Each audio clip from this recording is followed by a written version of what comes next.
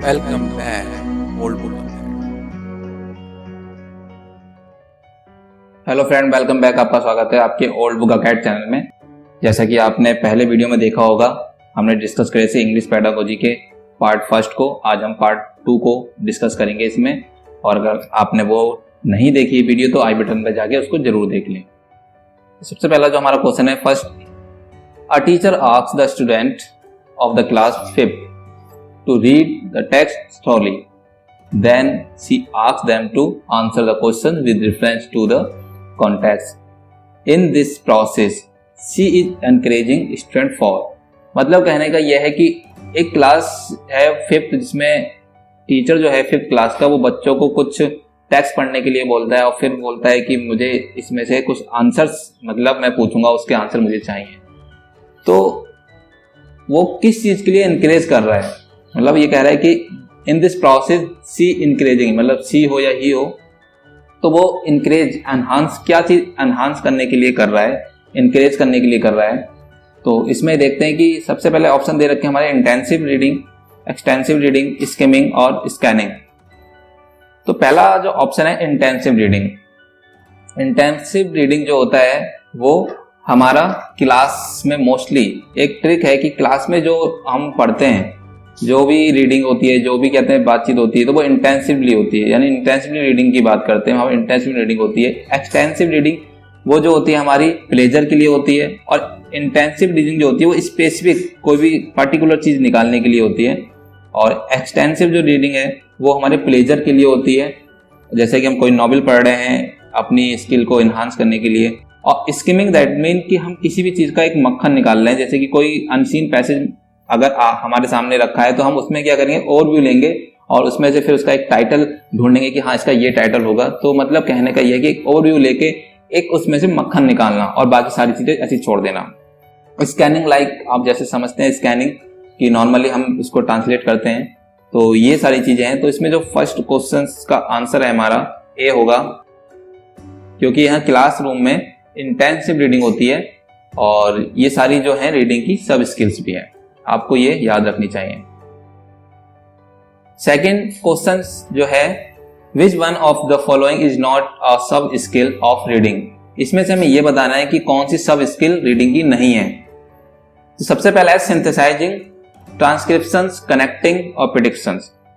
तो देखिए यहाँ पर नॉर्मली हम जानते ही हैं कि जब हम कोई स्टोरी पढ़ रहे होते हैं तो हम क्या करते हैं, प्रिडिक्ट करते हुए चलते हैं कि अब इसके आगे ये होने वाला है, अब इसके आगे ये होने वाला है। तो प्रेडिक्शंस तो क्या है, ये तो एक स्किल है, सब स्किल किसकी, रीडिंग की। Connecting, point two point connect भी करते चले जाते हैं हम, तो ये भी सब स्किल है। और सिंथेसाइजिंग मतलब किसी पार्टिकुलर उसको रख के और उसको वहां पर हम बनाते हैं, तो वो भी क्या है, ये जो है आपकी सब स्किल है रीडिंग की। बट ट्रांसक्रिप्शन जो है ये टेक्निकल और तरीके से हम उस चीज को समझते हैं और वहां लिखने से संबंधित, यानी ये जो ट्रांसक्रिप्शन है ये लिखने वाला है, रीडिंग से नहीं, राइटिंग से रिलेटेड है, राइटिंग की सब स्किल है। तो हमारा जो आंसर है यहाँ पर ट्रांसक्रिप्शन हो जाएगा, क्योंकि हमसे पूछा गया है नॉट, इज नॉट सब स्किल ऑफ रीडिंग। सब स्किल जो रीडिंग की नहीं है वो बतानी थी। ये 3 जो है आपकी सब स्किल है रीडिंग की, बट ट्रांसक्रिप्शन जो है सब स्किल नहीं है रीडिंग की। Which one of the following is least important in enhancing speaking skill of children.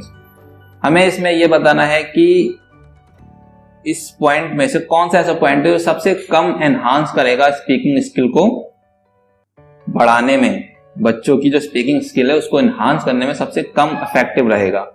तो इसका आंसर तो आप जैसे देखते ही बता रहे होंगे, सबसे पहला है आस्किंग क्लोज एंडेड क्वेश्चंस।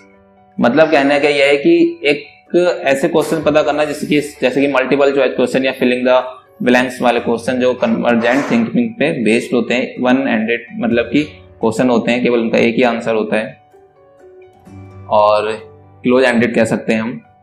उसके बाद organize discussions on a given topics.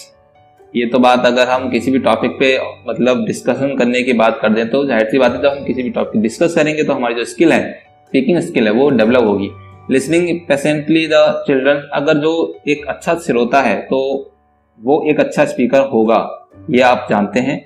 Giving them an opportunity to express theory feeling, मतलब कहने का यह है कि अगर हम किसी को अपॉर्चुनिटी दे रहे हैं उसको अपने फीलिंग्स को एक्सप्रेस करने के लिए, आइडियाज को एक्सप्रेस करने के लिए। तो ये जो तीनों चीजें जो हैं ये आपकी ये वाली ये स्पीकिंग स्किल को क्या करेंगे, एनहांस करेंगे। बट ये वाला जो ऑप्शन है हमारा ए, क्लोज एंडेड वाला, ये आपका स्पीकिंग स्किल को एनहांस नहीं करेगा।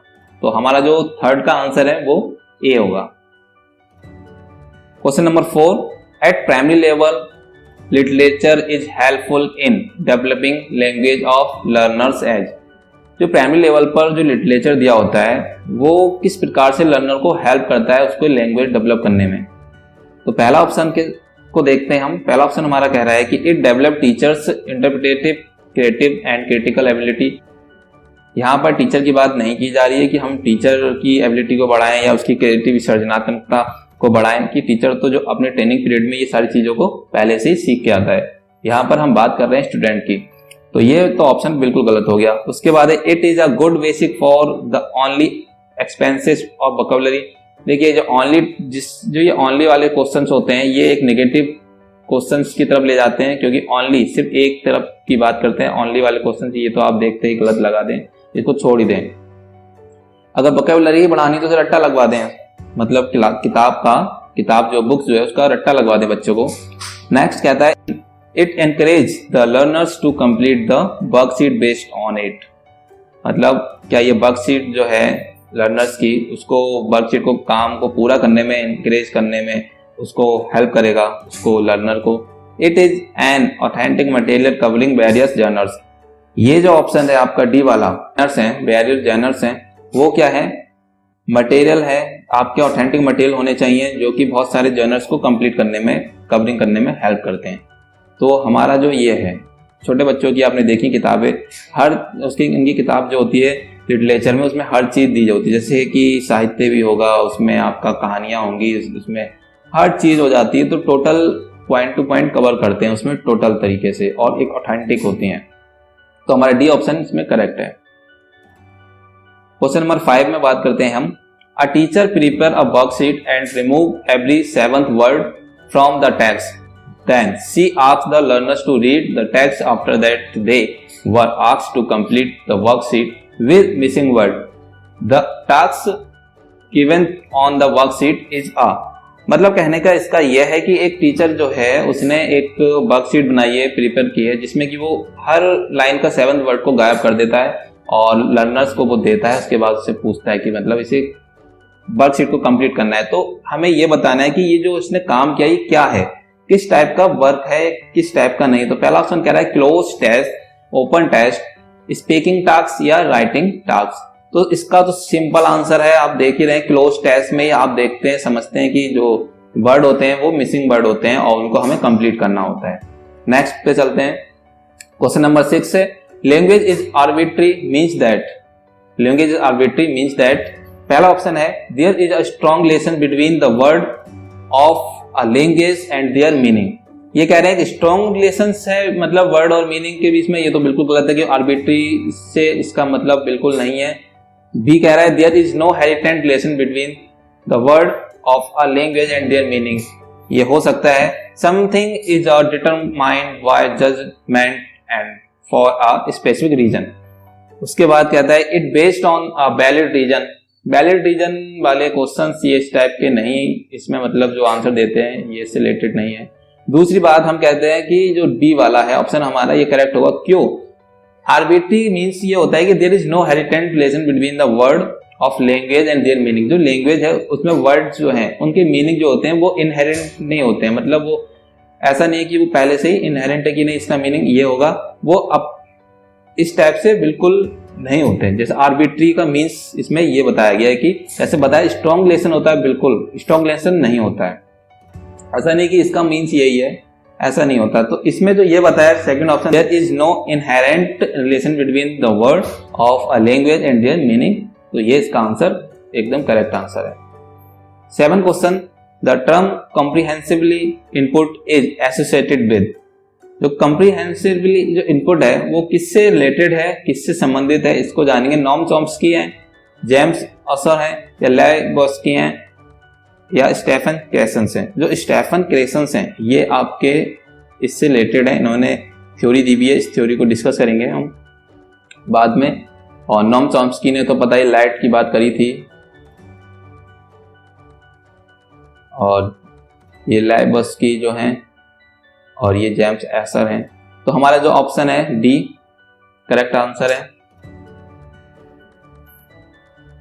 क्वेश्चन नंबर 8 जो है, the teacher observe that Parveen could not write a paragraph on her own even after brainstorming on the topic, however she was able to write it under adult और peers guidance, this guidance is called. एक teacher है जो उसका student Parveen उसको क्या कर रहा है, वो ऑब्जर्व कर रहा है कि वो किसी पैरे को अपने आप से कंप्लीट नहीं कर पा रहा है।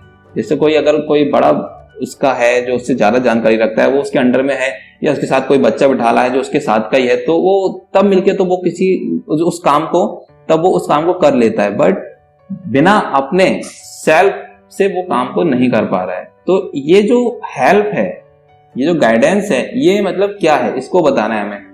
गाइडेंस जो है ये किस प्रकार का गाइडेंस है, ये गाइडेंस किस प्रकार गाइडेंस है, इसकी बात करिए। तो ये कह रहे हैं scaffolding, socialising, team teaching, counselling. तो ये चीजें तो नहीं है, आप स्कैप फोल्डिंग जानेंगे कि स्कैप फोल्डिंग होती है। लेवाइगोस्की जो है उन्होंने हमें बताया मचान, एक हम जब क्या कहते हैं कोई काम कर रहे होते हैं तो हमें थोड़ा सा अगर जब पुशअप करने की जरूरत होती है, कोई हेल्प करता है हमारे ऊपर या हमारे साथ बैठ के, तो उसको जो एक गाइडेंस है वो चीज होती है स्कैप फोल्डिंग होती है। नेक्स्ट क्वेश्चन की बात करेंगे, question number 9, in the multilingual classroom learners can interact. जो मल्टीलिंगुअल क्लासरूम है, यानी आपकी जो बहुभाषी क्लास है, कक्षा है, वो किस प्रकार से लर्नर को हेल्प करती है और किस प्रकार से हेल्पफुल या इंटरेक्ट करती है। तो पहला ऑप्शन है only in the language prescribed, the 3 language formula, in the language with which the teachers is familiar, in the medium of interaction followed by the schools in their own language and can be a mix of word from more than one language। ये D option जो आप देख रहे हैं इसका answer तो यही है। अब इसको समझाते हैं। मतलब कहने का यह है कि जहां पर बहुत सारे भाषा के बच्चे हैं, बहुत सारे मतलब कि बहुभाषी बच्चे आते हैं, तो वहां पर क्या होता है, हर बच्चों को अपनी लैंग्वेज बोलने का अधिकार है। दूसरी बात कि हर बच्चे की संस्कृति को सम्मान देना चाहिए और उनकी लैंग्वेज के कुछ वर्ड टीचर को यूज भी करने चाहिए, जिससे बच्चा जो है वो समझ सके कि हाँ मेरा जो भाषा है या जो जिस फील्ड से मैं कनेक्टेड हूँ उस फील्ड का सम्मान हो रहा है, जिससे वो खुल के बात कर सकेगा। और एक बहुभाषी होने का फायदा भी है कि एक दूसरे को जानेंगे, एक दूसरे को वो उनका कल्चर जान सकेंगे। ये सारी चीजें क्लासरूम में होंगी। तो ये मल्टीलिंगुअल जो क्लासरूम होता है एक काफी रिसोर्स के रूप में काम करता है। Medium of instruction follow by schools, और ये सारे जो हैं ऑप्शन नहीं होंगे, ये ऑप्शन नहीं होंगे। नेक्स्ट में हम जाते हैं, diagnostic test are administered to. मतलब डायग्नोस्टिक जो टेस्ट है हमारा वो किस लिए होता है, मतलब उसका क्या यूज है। तो पहला ऑप्शन है test the language proficiency of student for providing them job, गलत। जज the student capability, find out deficiency of the student with a view to planning remedies, access the suitability of candidate for a specific program. तो हम diagnostic test जो होता है सबसे पहली चीज तो हम इसमें यही करेंगे कि डायग्नोस्टिक जो टेस्ट होता है उसमें फाइंड आउट करते हैं उसकी कमियों को, डेफिशिएंसियों को, उसके बाद फिर उसकी प्लानिंग करते हैं रेमेडियल टीचिंग को। तो हमने देखा कि कोई स्टूडेंट किसी पर्टिकुलर सब्जेक्ट में वीक है और किसी पर्टिकुलर सब्जेक्ट के किसी टॉपिक में वीक है, तो हमें जब टॉपिक का ही पता नहीं है कि वो किस प्रकार से उसको वीकनेस है या क्या उसको समझ में नहीं आ रहा, तो हम उसको किस प्रकार से समझा सकते हैं, नहीं समझा पाएंगे। लेकिन जब हम पहले कमी ढूंढ लेंगे कि उसको वही पर्टिकुलर जगह जो है हिट, यहाँ पर प्रॉब्लम हो रही है, तब हम पर्टिकुलर चीज को हिट कर पाएंगे और तब वहां पर उसको हम प्लानिंग टीचिंग या रेमेडियल टीचिंग देंगे और तब वो उसका निदान हो सकेगा। तो डायग्नोस्टिक जो टेस्ट है वो इसीलिए होता है कि हम उसकी कमियों को ढूंढ के और उसकी एक टीचिंग प्लान कर सकें, उसको हेल्प कर सकें, ये चीज इसमें कही गई है। नेक्स्ट है आपका structural approach gives more important to. जो स्ट्रक्चरल अप्रोच है वो इम्पोर्टेंस क्यों है, speech only, reading and writing, speech and reading और रीडिंग ओनली। तो इसके अंदर जो है स्ट्रक्चरल अप्रोच जो होती है वो रीडिंग एंड राइटिंग से रिलेटेड होती है। आप इसमें ये चीज होती है, रीडिंग और राइटिंग पर बल दिया जाता है, बल्कि इस पे और इस पे नहीं दिया जाता है। Next, which among the following does not come under meaning based activity. ये कह रहे हैं इन सारी एक्टिविटीज में कौन सी ऐसी एक्टिविटी जो मीनिंग बेस्ड एक्टिविटी के अंडर नहीं आती है, हमें ये बताना है। तो पहला ऑप्शन है reading the text and then narrating the same to pair, reading out every word aloud and translating it, interacting with the text using previous knowledge. सबसे मेन चीज तो क्या है, डज नॉट की बात की गई है, तो हमें यहां पर बताना है कि जो एक्टिविटी बेस्ड नहीं है, मतलब मीनिंग बेस्ड एक्टिविटी नहीं है। तो यहाँ पर क्या हो रहा है कि reading out every word allowed the translating, वो बच्चा पढ़ रहा है और ट्रांसलेट कर रहा है, तो वो तो अपने आप में ही है, उसका कोई एक्टिविटी या कोई भी इस टाइप से मीनिंग नहीं निकल रहा। लेकिन जब reading text and writing same periods बात कर रहे हैं एक दूसरे से, वो अपने फ्रेंड से और इंटरेक्ट कर रहे हैं और प्रीवियस नॉलेज को वो यूज कर रहा है, तो मतलब उसमें वो क्या है, एक्टिविटी परफॉर्म करेगा, बातचीत करेगा। तो बी जो ऑप्शन है इसका ये करेक्ट होगा।